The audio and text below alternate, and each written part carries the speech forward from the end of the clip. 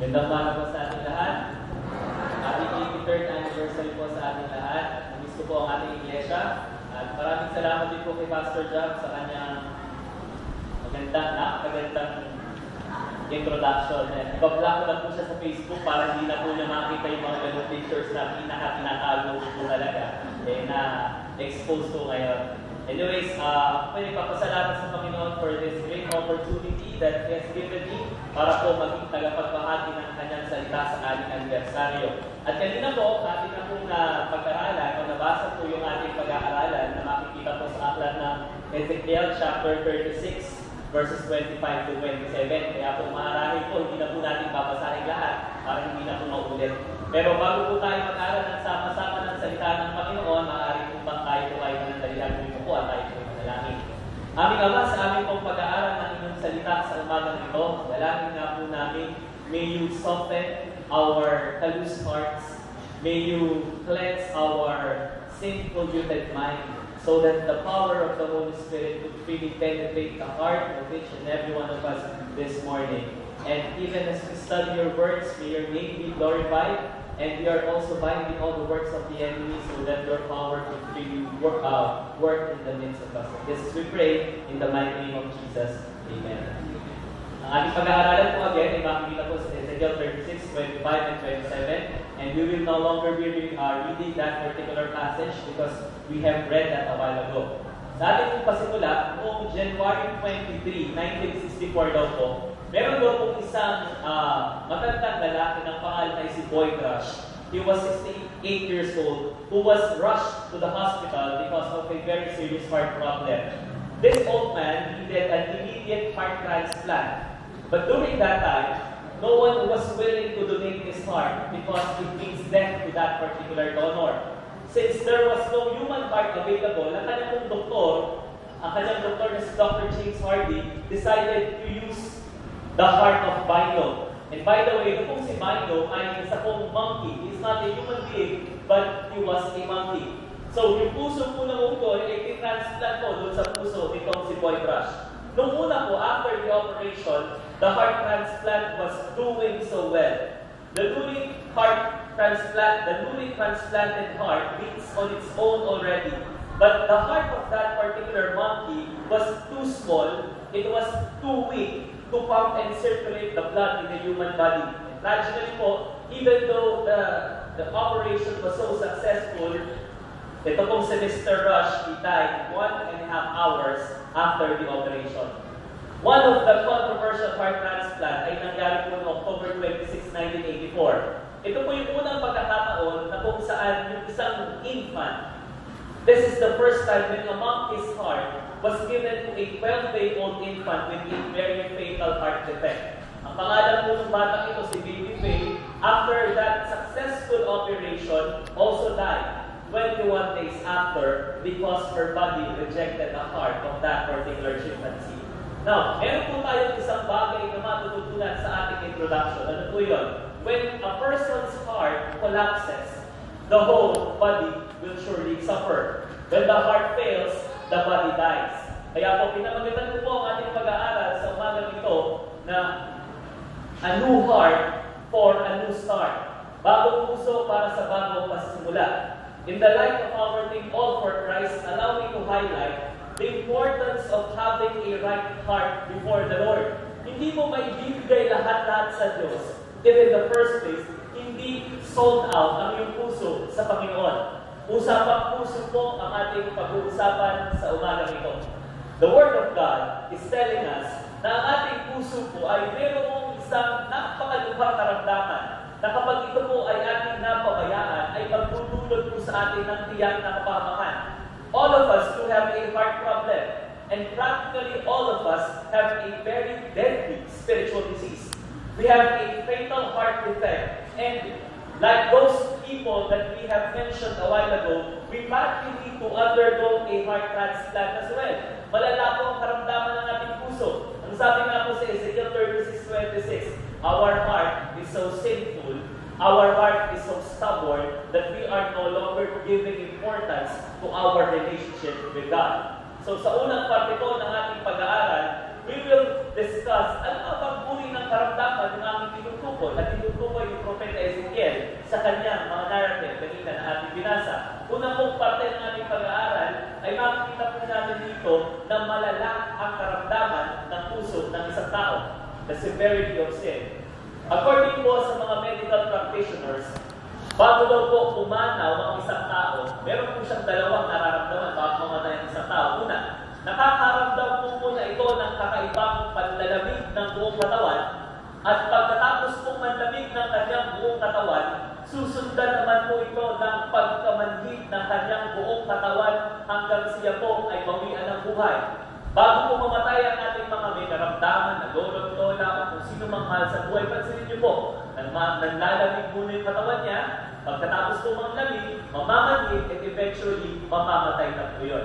Ganoon din naman po ang nangyayari sa isang Kristiyano na kritikal na ang kondisyon sa kanyang buhay pananampalataya. Bago po tuluyang mamatay ang ating spiritual na ugnayan sa Diyos, dalawang bagay po ang palaging nararamdaman ng isang Kristiyano. Una, nakakaramdam muna po ito ng panlalamig. At pangalawa ay pagkamanhid. Yun po yung tinutukoy na sintomas ng isang may puso na may matinding karamdaman. Una po, meron po tayong tinatawag na spiritual coldness o yung tinatawag na panlalamig. Kapag po halimbawa, hindi na regula ang iyong Bible reading, natatapos ang isang araw na hindi ka nananalangin, kapag bihira ka na po dumalo sa mga gawain ng iglesia, kapag muli ka na namang nahuhulog sa mga tukso at sa mga pagsubok na dati naman napagtatagumpayan mo na, kapag meron na pong ibang relasyon sa buhay mo na mas mahalaga na kaysa sa relasyon mo sa Panginoon, ang mga ito po ay matibay na sintomas na nanlalamig na ang iyong puso sa Panginoon. And we need to remember that the first symptom of a dying heart is spiritual coldness. Nanlalamig. Kaya po tayo, kapag nanlalamig na tayo sa ating buhay pananampalataya, hindi po sipon, hindi po ubula ang sakit natin. Kapag tayo po nanlalamig na sa ating spiritual life, it means malala na po ang ating karamdaman sa harapan ng Panginoon. Hindi lamang po yan ang unang sintomas na po is spiritual coldness, but second, meron din pong nararanasan na spiritual numbness. Yung nagiging manhid ka na. Ano po ang ibig sabihin ng isang Kristiyanong manhid?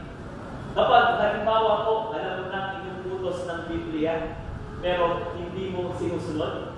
Kapag alam mo na hindi tama yung ginagawa mo, subalit nagpapatuloy ka pa rin gawin ang mga kasalanan ito. Kapag wala na pong kapangyarihan ang salita ng Diyos sa iyo, kapag nagbabasa ka ng Bible, nakita mo, inuutos sa iyo ito, pinagbabawal ito, pero wala ka pa rin pakialam at ginagawa mo pa rin ang gusto mo, alam niyo mo, ang lahat ng ito ay indikasyon na manhid na yung puso. Ang sabi po sa Bible, if there is one thing that is most powerful in this world, it is the Word of God. However, if the power of the Word of God is no longer penetrating your heart, it means manhid na po ang ating puso sa harap ng Panginoon. Kaya po ngayon, kapag ikaw ay nakaranas na ng panlalamig at pagkamanhid, believe me, hindi na po ordinaryo ang iyong karamdamang espiritual. Ang mga ito po ay matibay na sintomas na ikaw ay mayroong malubhang espiritual na karamdaman. Bakit? Kasi po bago mamatay ang isang tao, nanlalamig muna at namamanhid. At kapag sa iyong buhay pananampalataya, nanlalamig ka na, namamanhid na ang puso mo, wala ng power ang Word of God sa iyo, malapit na mawasak ang tuluyan ang iyong ugnayan sa Panginoon. In Ezekiel chapter 36 verse 25, makikita po natin dito na isang tao na walang ugnayan sa Diyos ay mayroong matigas at masuwayang puso. But once we accept the Lord Jesus Christ in our heart, ang una pong binabago ng Panginoon sa isang tao ay ang kanyang puso. Ang sabi po dito sa Ezekiel 36, pwede po bang pakipasa po natin ang sabay-sabay? 1, 2, 3, begin.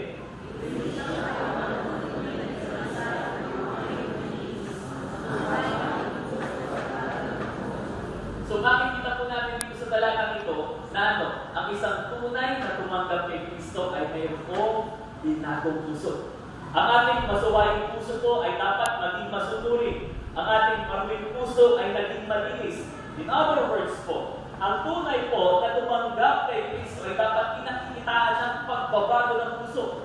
Tandaan po natin, ang unang senyales po, the sign of of a saved soul is what? Is a changed heart.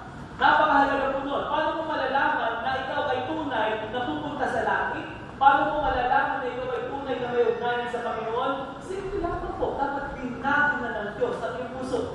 The clearest sign of a saved soul is a changed heart. Oo, ang isang Kristiyano, nagkakasala pa rin.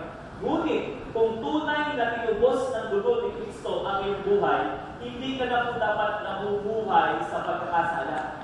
Magkaiba po yung nagkakasala at yung isang Kristiyano na namumuhay sa pagkakasala. Hindi na po dapat tayo alipin pa ng anumang uri ng kasalanan. Ngayon po, meron pong tough question that will inevitably would arise in our discussion. Ang tanong po maraming iba ganito, Pastor, bakit maraming mga Kristiyano sinasabi nila, tinanggap na nila ang Panginoon, pero bakit po nagpapatuloy pa rin sila sa pagkakasala? Kristiyano pa rin daw sila, pero bakit wala pong nakikitang pagbabago sa kanilang buhay? Paano nga po ba natin malalaman ang isang Kristiyano kung tunay siyang Kristiyano? Alam mo po, simple lamang po ito. Alam mo yun? Ang tunay na nakaranas ng kaligtasan ng Diyos ay pinakikita na dapat ang malinis ng masunurin at ng binanong puso. Siya po ay dapat malaya na at hindi na alipin ng anumang uri ng kasalanan. Ngunit kung sa kabilang dako, yung mga covenantal Kristiyano po na namumuhay pa rin sa pagkakasala, maiputuring pa rin po silang walang tunay na ugnayan sa Panginoon. Why?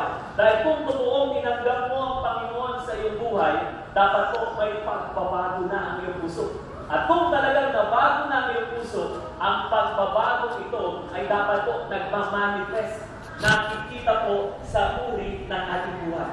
At iyan po ang malaking hakot sa atin. If you want to have an all-out worship for God, dapat po nabago na talaga ang ating puso at nakikita ito sa uri ng ating buhay. Sa araw po, naglalakad po ang isang matandang pastor sa gilid ng batis. At kasama po niya ang kanyang nakababatang pastor na kasama. Habang naglalakad po sila, pinag-usapan po nila ang isang leader ng iglesia na nahulog po sa isang napakalaking pagkakasala. Tinanong po ng batang pastor, ang matandang pastor, kung bakit nahulog sa pagkakasala ang leader na ito, samantalang matagal na po itong naglilingkod sa Panginoon. At habang nag-iisip po ng kasagutan, bumulot po yung matandang pastor ng isang bato mula po doon sa batis. And while he was holding the stone, he said to the young pastor, "My son, I want you to look at this stone." Tingnan mo itong batong ito. Ang batong ito ay nakababad sa tubig sa napakatagal na panahon. Ngunit ang problema, hindi man lang pinasok ng tubig ang kaloob-looban ito. Biniyak po ng matandang pastor yung bato sa dalawa, and then after breaking that, he showed the inside part of the stone to the young pastor. At sabi niya, "Look, my son, the stone is perfectly dry." Ang batong ito ay nakababad sa tubig sa napakatagal na panahon, ngunit sa kabila nito, hindi man lang pinasok ng tubig ang kaloob-looban nito. Marami pong Kristiyano, ganoon ang puso. Sa napakatagal na panahon, ang kanilang buhay po ay nakababad sa mga gawain ng Diyos. Tuwing linggo, sumasamba po sila sa Panginoon. Mga tipo sila sa iba't ibang ministeryo. Ngunit sa kabila po ng lahat ng ito, ang problema, ang salita ng Diyos, ang kabanalan po ni Jesus, ang pag-ibig ni Kristo ay hindi na po tumatagos sa kaituturan ng kanilang puso. Mga aktibo, ngunit walang tunay na pagbabago. Mga magulang at mga kapatid, isa ka po ba sa mga ganuturi ng Kristiyano? Tandaan po natin, the clearest sign of a saved soul is a changed heart. Ang sabi po sa 1 John 1:6, kung sinasabi natin tayo ay may pakikisa kay Kristo, ngunit namumuhay naman tayo sa kadiliman, nagsisinungaling tayo at hindi namumuhay tayo sa katotohanan. Marami po sa atin, maraming mga matagal na po aktibong miyembro ng iglesia nito. And praise the Lord for your lives. Pero tandaan po natin, hindi po sapat na maging aktibo lamang po tayo sa gawain ng Panginoon. Hindi rin po sapat na mayroon lang tayo mga ministerial involvements. Ang mga church activities po na ito ay dapat po nagiging kaparaanan upang unti-unti pong mabago ng banal na Espiritu ang buhay mo. Alam niyo po, sayang lamang po ang mga pagsamba, sayang lamang po ang ating mga ministeryo na ginagawa kung wala naman po nakikitang pagbabago sa ating puso. Why? Yung mga ministry po natin na ito, yung mga outward religiosity po natin ito, gaano man po marami ito, tandaan natin, they will never hide the sins in your heart. Your church participation will never cover and will never atone your sins.